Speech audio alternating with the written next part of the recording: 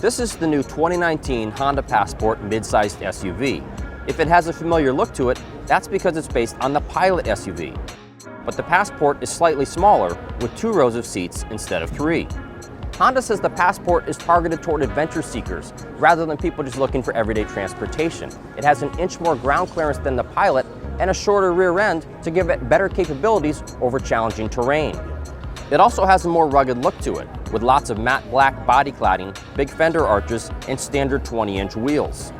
All versions of the Passport have a 280 horsepower V6 paired with a 9-speed automatic transmission. It is available with front or all-wheel drive.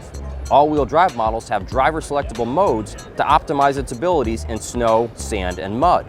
Front-wheel drive versions can tow up to 3,500 pounds, and all-wheel drive models can haul up to 5,000 pounds when equipped with the optional tow package.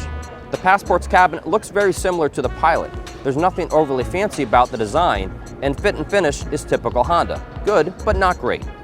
EXL trims and above get an 8-inch touchscreen navigation system and standard Android Auto and Apple CarPlay compatibility. And, similar to the Pilot, the Passport has abundant small item storage areas. Owing to the car's rugged nature, Honda gave the Passport a reversible cargo floor. One side is carpeted, the other is plastic. Plus, the underfloor storage compartment has removable, washable bins. We love that all versions of the Passport come with standard advanced safety systems, including forward collision warning, automatic emergency braking, lane departure warning, and lane keeping assist. However, blind spot warning is only available on higher trims. We look forward to buying and testing the new Passport when it goes on sale in early 2019. For more on mid-sized SUVs, check out consumerreports.org.